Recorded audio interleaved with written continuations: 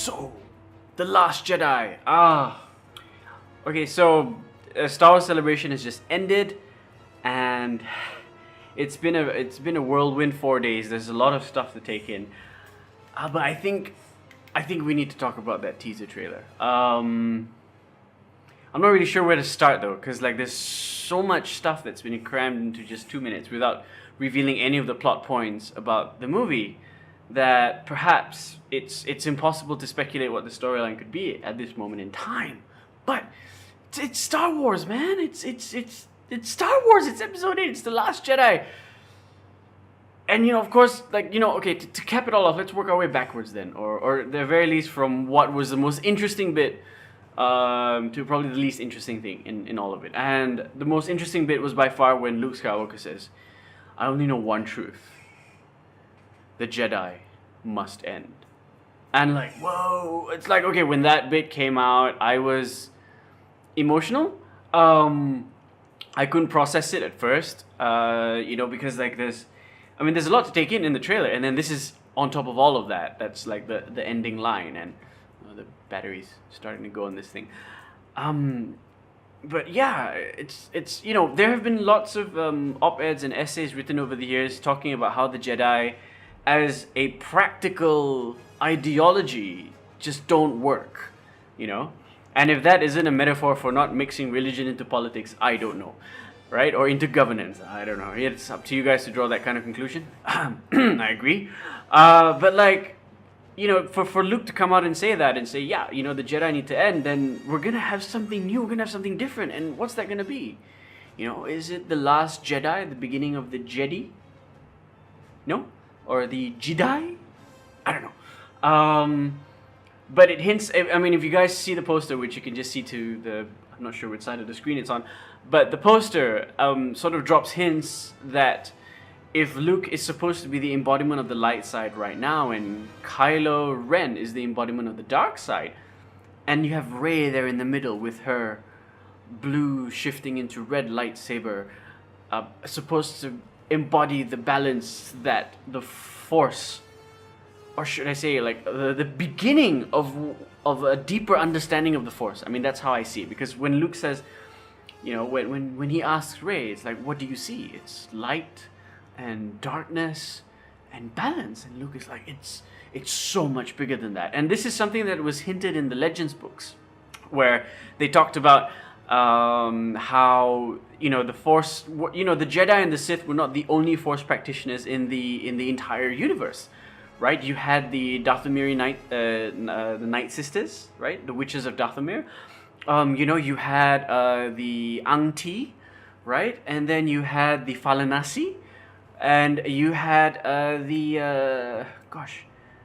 Angti believed in something called the Potentium, right?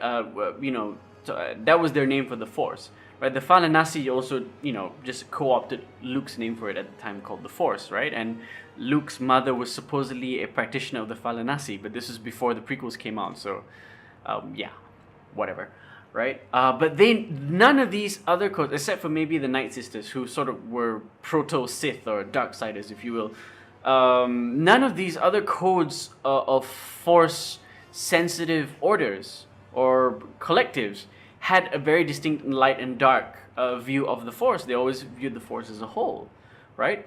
And this is something that was covered in the Legends, where when Jason Solo was captured by the Yuuzhan Vong and trained by Verger, that there was like the Force isn't inherently light or dark. The Force merely reflects what the user is on the inside. So if you were a Darksider, then the Force would look, the Force would look more like the dark side to you if you were naturally a dark side person.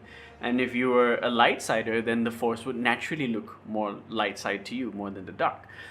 So it was supposed to be a reflection of what you are on the inside. That was the view anyway of some of these orders of the Force, right? And I think that's the truth that Luke is talking about in this new teaser, that the Jedi cannot just exist anymore because they view the Force as purely as a conduit for the light, when in actual fact, if we're to have balance, you need to have the light and the dark, and a whole bunch of other things as well, and all the shades of gray in between.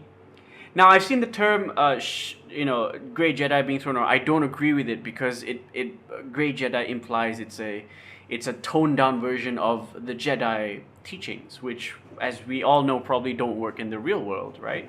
I mean, looking at the first line of the Jedi Order, of the Jedi Code, there is no emotion, there is peace. Yeah, if you take that to its logical extreme, then the it goes to passiveness, right? There is no such thing as that. That doesn't make any sense, right? So like there's a lot of scope there, to explore the Jedi, to explore other recesses of the Force other than the Jedi Code, and this is something that has never been attempted before in any of the Star Wars mainline movies. I mean, we have hints of it in Star Wars Rebels with the existence of the Force sensitive entity known as Bendu, right? And it's been hinted at in the Clone Wars, where Anakin and Ahsoka's troubles with the Council, showed that the Jedi were very dogmatic and very, very, very much ingrained with their traditions, so to speak, and don't want to change according to the times as the time requires them to. So that to me was a very, I think it's a validation for a lot of us who are fans of the Star Wars saga but have always found the Jedi Order slightly problematic. That's why there's so many Sith. And that's, Sith fans out there, people who cosplay as Sith, people who identify with Darth Vader, because like the Darth Vader arc is, that theme of redemption, of starting from the light, going to the dark, coming back to the light. That is a more relatable human journey than if you were to take the journey of, say, someone like Yoda, who's sort of like constantly light side all the time, and no one we know is always like that. I mean, yes, we have mentors and we have heroes, and we think we know them when actually we don't, right? But no one is like that pure all the time. And ultimately, that was the downfall of Yoda at the end of Episode 3, when he realized that all of the tools that the light side had taught him, or his way of practicing the Force, was obsolete in the face of the new opposition brought to them by Palpatine. Yeah. So yeah, it's there's so much potential for story here, for development, and just bringing the Star Wars saga into like completely new territory, and I can't wait for it, I mean, it's time for the Jedi to end. And yeah, with that's all I have to say about the teaser.